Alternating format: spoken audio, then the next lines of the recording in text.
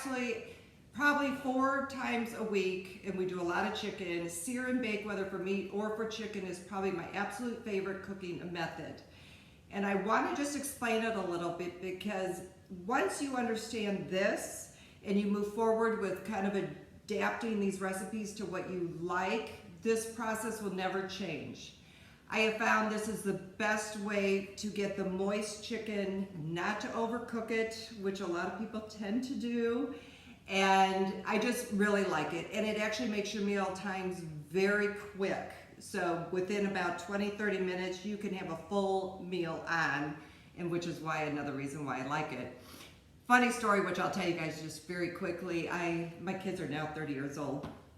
But I used to be a single mom and work a couple of jobs, so I only literally had like an hour break in between time to cook a full meal. So I started learning this just by default because I had to create a quick meal, and I've been doing it ever since. But I understand now, as the years have passed, why this works. So that's what we're going to talk about next. So the first thing I want to talk about is chicken, and you can buy it in breast form or tenderloin form, where they're already cut up into tenders. Breasts tend to be a little cheaper, but you can also buy pre-made tenderloins. So basically, I'm going to take my chicken breast and I'm going to make it into smaller versions of the breast. What happened to people a lot of times is, as you were trying to internally cook your chicken, you were over baking it way too much, and then that's where it got tough, and I think a lot of people started not liking chicken that much. We all know chicken doesn't have a lot of flavor in itself, so one of the main reasons why I like to do it this way is because every bite will have my seasoning, or if I do Parmesan crustage, it will have the crust that I put on there. And as opposed to when you take the whole breast, you miss out on a lot of really good parts that are there. So that is another good reason why I always cut my breast up. Even I do it now, not even for time's sake, I do it for flavor and for the quickness in my skillet. So this breast was actually huge, so I'm gonna cut it into 4. So all you're trying to do is take the main part of your chicken breast and get it to a reasonable size, so that as you know, as you cut that and take a bite, we're gonna make sure that outside, whatever we decided we wanted on here will work. So, another big trick I can teach you in cooking is every layer should be seasoned correctly. I don't season at the end of any of my foods. It is always during each process of what I'm doing. So, on this chicken breast, I am going to salt it. And I also I know, everybody says salt and pepper. Lemon pepper to me is kind of one of those little hidden gems that add a very depthness, that's not a word, but I'm using it, that adds a really nice flavor to your food. And so it's a lemon pepper. I use this constantly. I know I was talking to my sister about this too. It's not that you get this lemon flavor, but it does boost up the flavor of the chicken. So I'm just gonna take both my sides of the chicken, salt and pepper it. The other important thing to do when you are cooking chicken is to make sure it gets down to room temperature. Which when you're in tenderloins, it'll come to room temperature much quicker, but I would say it should sit out for about 20 minutes. We are not worried about marinating per se, we just need it to come to room temperature. When you do a quick sear, you're trying to seal in the coating of the outside of that skin, and if the inside is just a little too cold for the properties to work and the veining of the chicken, you won't get as tender of a chicken. So this is a really important step to just bring this down to room temperature. So I usually pull it out first before I start gathering the rest of my ingredients. So by the time I get all my ingredients together, the chickens pretty much came to room temperature. And again, because you have sliced this into smaller versions of tenderloins, it'll come to room temperature a little bit quicker. So really about 20 minutes is about what you need it to do, and that'll absolutely help in getting definitely a moister chicken. Oh, my sister's on? Yay! All right, so I was just talking about the lemon pepper. I don't know if she heard. And my son's on. So what I'm doing, so I don't turn my back to you guys, is I just have this skillet. And the number one thing that I think I get asked about is what pots and pans I use all the time.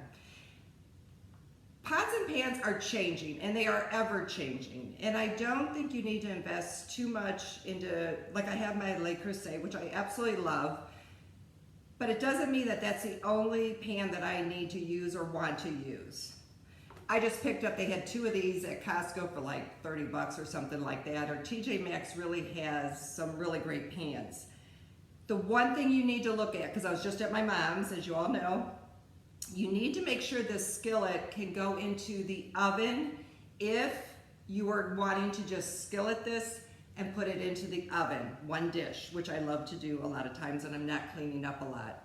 If you're going to transfer this to another pan, then you don't need to probably worry about this being oven safe. And usually it's not oven safe because of the handles.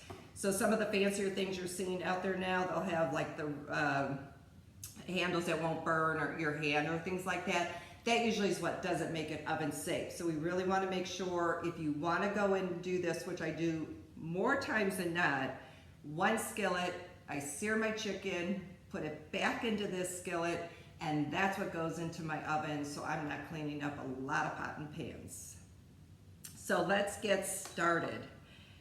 That's what, if you have any questions about the pots and pans, the new Teflon coatings are becoming great. They're better than even pans I had like a year or 2 ago. So just kind of keep an eye on it, but I wouldn't get too caught up on it or worried. The only thing I would honestly tell you, if you want to stay with a one skillet kind of meal idea, make sure this is oven safe. So the number one thing too that we're going to be doing, when you are using a coated pan, you will not have to add your oils. If you're using more like the Le Creuset or things like that, I just found I needed to add a little bit of oil to my dish, but when we're doing it with these new Teflon coatings, they're absolutely fabulous. So as I'm doing this, before you get this chicken on, this has to get super hot. And you'll see me kind of placing my hand on top. I'll know how hot this gets, and I'm not going to be adding any more oil to my dish or my skillet at this point. I'm just going to put my chicken right in. Number one thing when you are searing and baking, once that chicken hits this pan, you are not going to touch it till we are ready to turn it. If you keep moving it, you are losing that searedness that's happening and creating this nice crust on it. So once it's in, we're stopping, and it's about 1 minute each side. It will vary just a teeny bit depending how hot you get. My gas oven will actually, or my gas stovetop will absolutely get hotter. This gets pretty hot actually, but adjust your temperature to that. But you really only want to be searing this for about a minute at the longest. I will show you though, when I put my chicken in, probably about a 1/4-ish to 1/2-ish inch, you will see it getting white. When you take your tongs and feel like you can pick up this chicken and it's not sticking to the pan, even with these coats, you know your chicken has gone through that searing process. If it's sticking, let it just go a little bit longer. It will move off this skillet once it's gotten to a searing process. So there's a whole scientific reason for this, and we will definitely talk about it with the meats and everything like that. But like I said, this to me is the fastest way. I get the moistest chicken. I can get this meal up and done within less than a half hour. Usually do it in one skillet and add whatever toppings I want. But we have a really good, delicious recipe coming. So I'm going to place it right into my pan. You should hear that sizzle right away. So I'm just going to be putting, well, put all. If I want to show you, do not crowd your pan. This is a smaller pan that I'm showing you just for, I have a huge one that I bought at Costco, and it's a great one if you have a big family, for sure, get that one. But don't crowd this pan. If you have more chicken and you have a couple pounds of chicken, just take your time. What we're going to do is sear the chicken. I'm gonna put it onto a nice clean plate, let it rest for a second. But if you were single and you had one breast or a small chicken and this is all you wanted to cook, you're gonna be done, and we're gonna add our toppings right to that skillet for you. So it really depends on the size of your family, how much you are going to want to, how big of a pan we're gonna be needing. So as you can see, I was able to easily pick up my chicken. I'm flipping it. I think it was even less than a minute. And you're just getting, I got a really nice, I'll show you as soon as I'm done, a really nice coating onto my chicken. And then I would take this out if I had more chicken to do, depending on the size of your pan. And I will show you a really quick cleanup on this pan as soon as this is done. If you can see, and I'll show it to you, I'll do a close-up of it, where you can see that my chicken has moved up its way into cooking. So what we're doing is we're starting the process of the cooking, and we are gonna finish it in the oven once we created our toppings.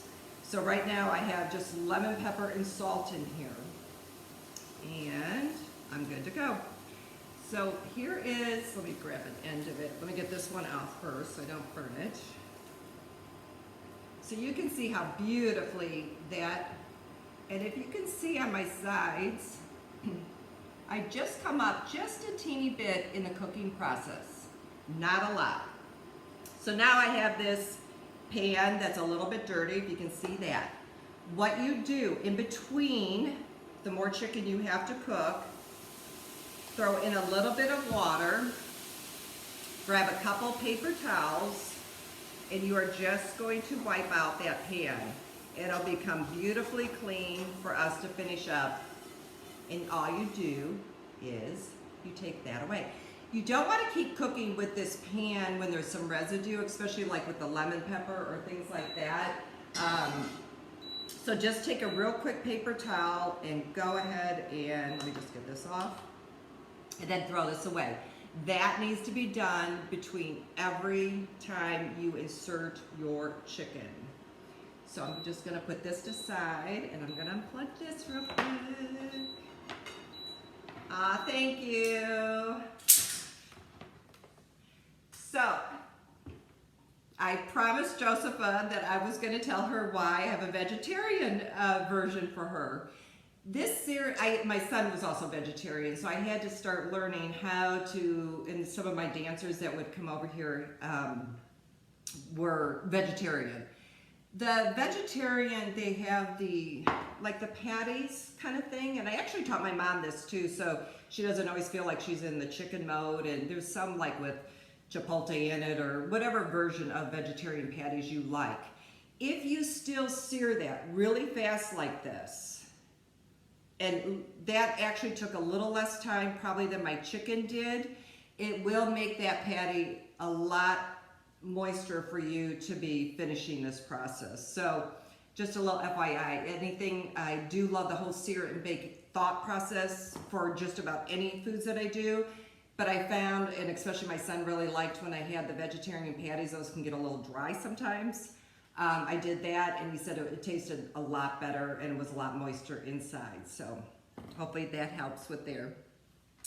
I know I have not cooked both those chickens, but what I did tonight was well, I probably could have used a skillet, but you can transfer this over to an oven-safe dish if your skillet is not oven-safe. I also present at my table the whole skillet. So I bring everything out. I tend to be very family style. I tend to be casual, but I still like my pans to look nice when they come out. But it really makes a beautiful presentation. But tonight what I'm doing is just inserting an oven-safe dish, and you'll see why. I've already cooked one before. But we would either put this chicken back into that skillet if I had 8 pieces or whatever I had. So this will be a little big now for this, but we're still gonna keep moving.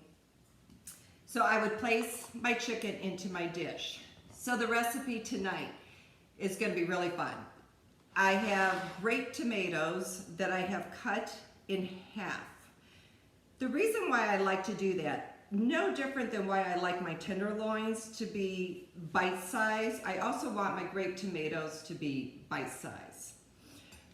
Again, I'm going to talk to my sister because even though you may not be a fan of tomatoes, or when you slow roast this, because basically now when we're done topping this chicken, we're going to be slow cooking it. Even though it's going to take only 20 minutes to do that, it still will bring out the sugars, especially in tomatoes. So I know if you see a lot, I do a lot with tomatoes, but they just become really sweet as opposed to a tomato taste.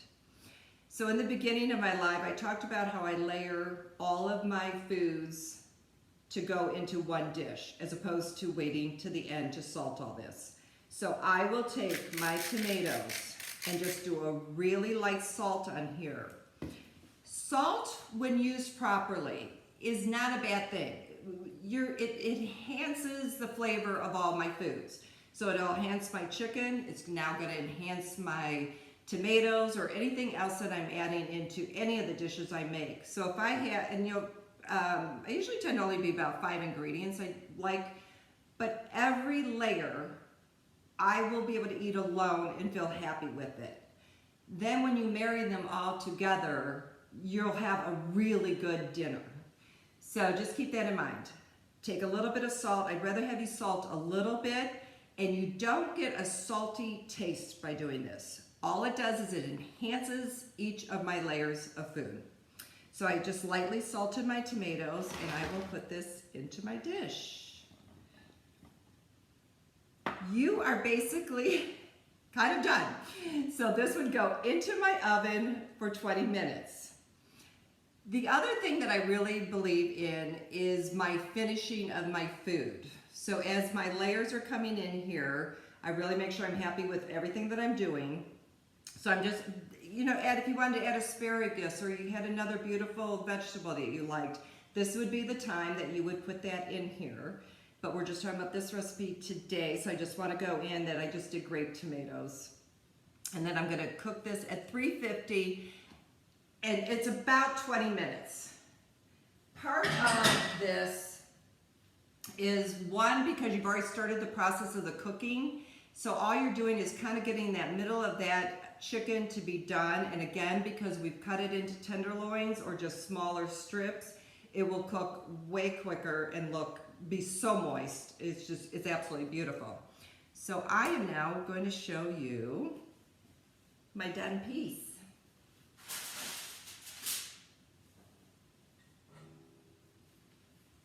But the fun of this, so this is how it all comes out. And if you did not want to, I'm going to put this on top of pasta. But if you did not want to, I would absolutely come in here and finish it the way I'm going to finish it on my pasta. I just wanted to throw the pasta in there because we eat a lot of pasta. Oh, and Barbara, I forgot to tell you, you should have been cooking your pasta. I know you were reading my recipe. I gave her a sneak peek of the recipe earlier, so hopefully you had the water going for your water. I was going to try to keep it going for you. So here it is. What I did for this meal, if you wanted to add the pasta, after I cut my chicken into tenderloins, started getting it to room temperature and put the lemon, pepper, and salt on there, I would start my pasta water or your couscous or whatever else you wanted to add if you wanted a starch to your menu. I, a lot of times, will take this and put this on a bed of arugula, and it's absolutely fantastic. So it doesn't always have to be a starch. I just wanted to show you how good this just does when you do it with the starch. So what I would do is I have a big thing of angel hair pasta that I have finished. I am then going to take my chicken and my beautiful tomatoes, and I'm just going to lay this across. A little trick to pasta. When the pasta first comes out and it's still steaming hot, I do not rinse my pasta. I just drain it, add about, well, it depends how much, but add at least a tablespoon of butter to it and a little bit of salt. Again, I go to my salt, but it's just a little bit. Add butter and salt to your pasta. Even if I add my red sauces to any of my dinners, I still throw in just a little bit of butter and salt to my noodles, and I'll bump up your food. It's really good that way. So a lot of people can't figure out why they like my noodles so much, but that's why, probably a little bit of butter. And so what I would do for my presentation here tonight is I would get my chicken and lay all my tomatoes here on top. And I know a lot of, again, we can go to a red sauce, and I'll probably do a menu with that, something, which I did actually just the other night, had a red sauce put in there, and I'll show you guys that. But this is really a fun meal because this can be eaten hot or cold. So I really like this. I wanted, before I tell you about how I finish this, when I entertain, and entertaining to me means my girlfriend next door, or it's 100 people running through here. I cook up into a point, and then I don't worry anymore. So before everybody arrives, I cook all of my meals up to a certain point. So where my certain point would be in this menu, if you didn't know what your timing was or what time people were coming over, I would get everything prepped in here with the tomatoes, and then because you're only 20 minutes out, so let's say my guests were arriving, I would throw that in there.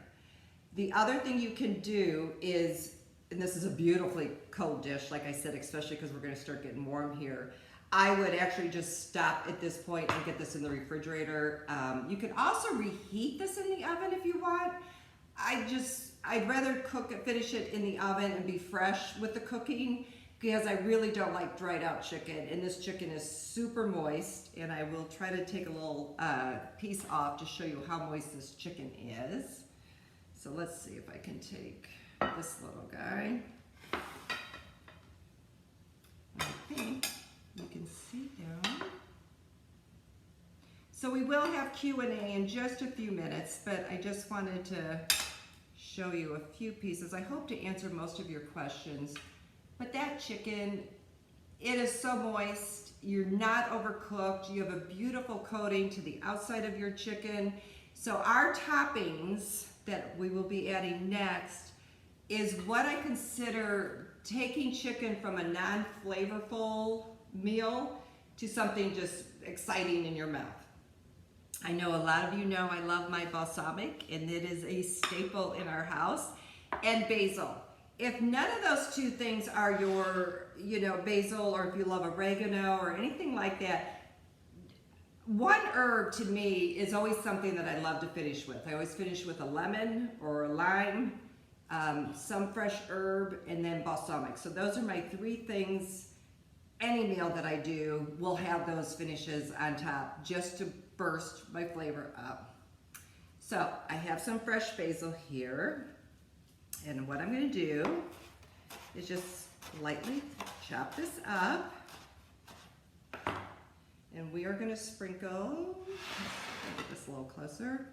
So we're going to sprinkle this on top. Now keep in mind, I put a little bit of butter on my noodles. That's why they're still going to be not sticking together, and they'll be really moist. But what I want to do is kind of dress this in between a salad and a pasta dish. And so what I'm going to do is take my olive oil, and I'm going to lightly just drizzle over the entire, because we will flavor up your chicken and your pasta at the same time. So when people dig in here, they're going to get some of the pasta. They can eat the pasta with the chicken. They can decide to kind of break it up. It's up to them. But you will be dressing just like you would a salad, you're going to be doing it right here in your platter. Parmesan cheese, again, I mean, tomatoes, basil, and Parmesan cheese, I don't know. Life can't get any better for me. Balsamic can't get any better for me here. But so what I'm going to do is just top all of this with Parmesan cheese. And I always bring out, and I say this very lovingly, Parmesan in the can tastes completely different than Parmesan when you buy it actually done and you grate it yourself. There is a huge difference. Costco has, and I'm just saying this, and I've also seen it in the grocery store where they actually have it already kind of graded for you. Absolutely fantastic. So if you can either go to what's already been graded for you, would be the first great step to take, or to grind it yourself fresh at the table.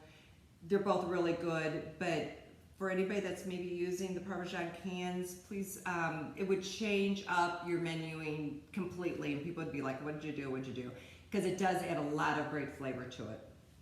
So I just wanted to. So then what I would do, so I have the basil, the tomatoes, and fresh Parmesan. And again, balsamics do taste differently. And I would absolutely, if you ever get a chance to go into one of these oil and balsamic stores, they're popping up a lot more. I've been doing balsamics for many, many years before they were kind of popping up. Your taste is your taste. And like a wine, you may like something a little bit different, and there's not a right or wrong to this. I personally, though, and for a lot of the entertaining that I do, and have tried a lot of balsamics, this company by far is probably one of my favorites, and I did link it into my Amazon. I did find they have 1 to 5 gold stars. I know you can't get all of them here in the United States. Italy, if you guys are near in Italy, you can find, they definitely carry the store or this brand there. Actually, I found it with my mom at TJ Maxx, which was a complete fluke. I don't know how that happened, but so I would drizzle my balsamic on top of this, and I would be bringing this to the table. What I would also be serving with this is a beautiful loaf of bread, and this would be my dinner. I would not complicate myself. And I just think the freshness of all this is really good. And honestly, we will be eating this cold because it is cold with the way I cooked it, and it's so good. But it's also really good warm or reheated if you wanted to do that. But I wanted, before I forgot with this, please take a moment, and it's not that you have to spend a lot of money on your balsamics. Believe, this price range will change on these bottles depending on how many gold stars they are. But my son loves the 1 on it. The younger crowd, when I had some of the dancers here, it was very funny to me that they really liked more the brightness of the 1. And the 3 is a really good neutral to it. That's why I would usually suggest a 2 or a 3 in the gold stars. And then we'll carry our way up. But maybe try once, or go into one of those places and just taste and see what is happy to you. Because when you are cooking, it's really about what, as you know, you developed all these flavors together. This is just the cherry on top of the icing when you add your balsamic. And like I said, this sits out, used constantly, and it will create a difference in how your tomatoes are going to taste. It's going to create a difference on how your chicken's going to taste. So I hope you guys can try any of these and try this recipe. It's a really simple recipe. I almost feel like so simple, but I hope you guys enjoy it.